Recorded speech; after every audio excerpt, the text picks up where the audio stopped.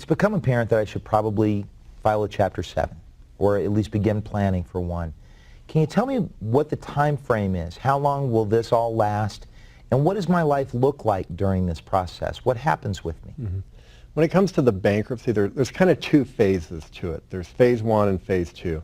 Phase 2 is when we actually file, and that one has set time frames with it. So on the day I file your case, a week after we file, you're going to get notice from the bankruptcy court that they're going to want to see 2 months of your pay stubs, 2 months of your bank statements, your tax return from the last year. You're going to complete another class. It's a debt management class, and you can do it online.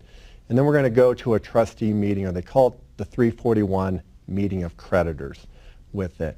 And at the meeting of creditors, they're looking to see if you have anything that they can pay your creditors with. And then 2 months after that meeting, you get a discharge.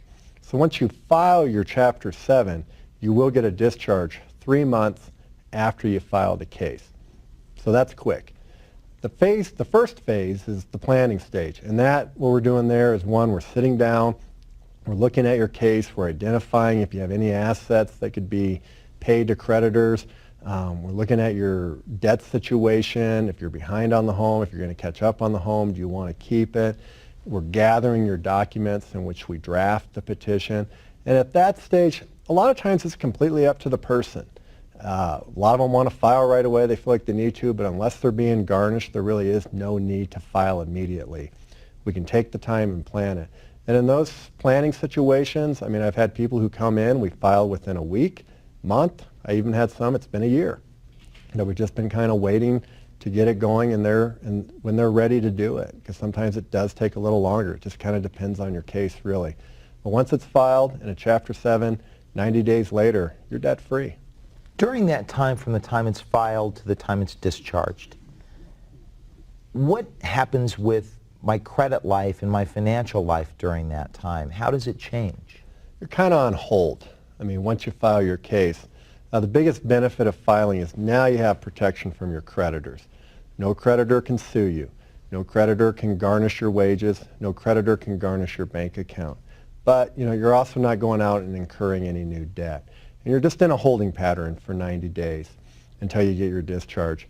After the discharge, then that's a good time to rebuild credit, whether you're looking to buy a car, establish a new credit card, unsecured card, secured credit card.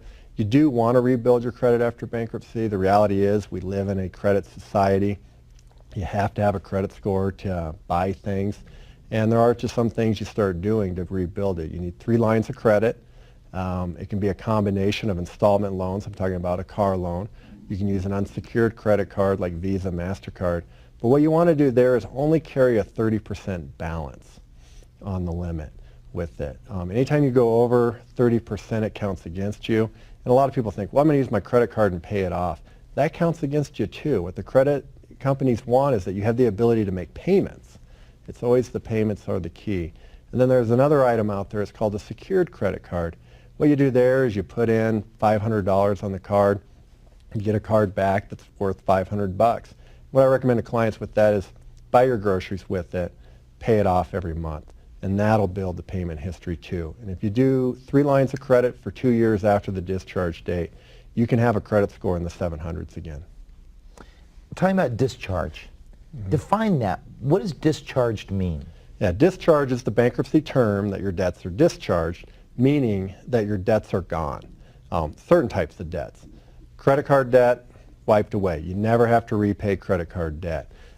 Medical bills, lines of credit, go away. You never have to repay them. Some debts are not dischargeable, meaning that you still are going to have them after you file. The common misconception is student loans.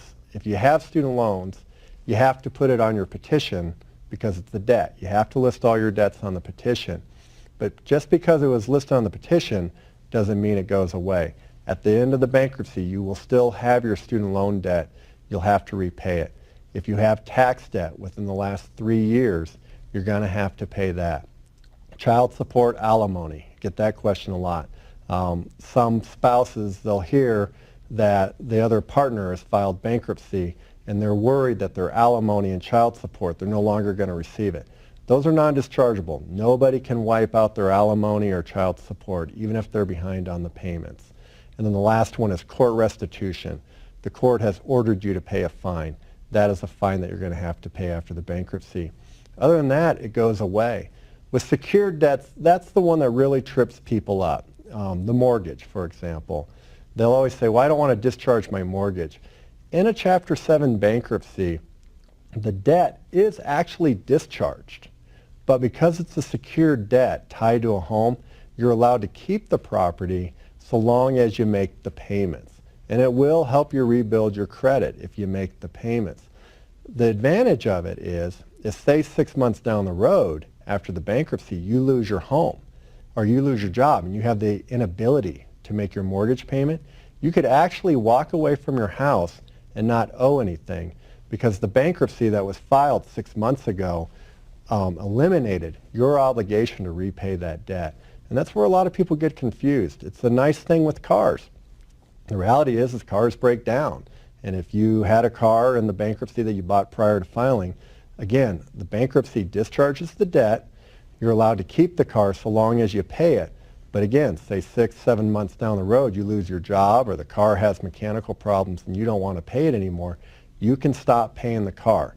The lender will then come get the car, but you will not owe the deficiency from the car at all. And that's one of the best things about a Chapter 7 is that even post-discharge, you have that flexibility when it comes to secured debts like cars and mortgages.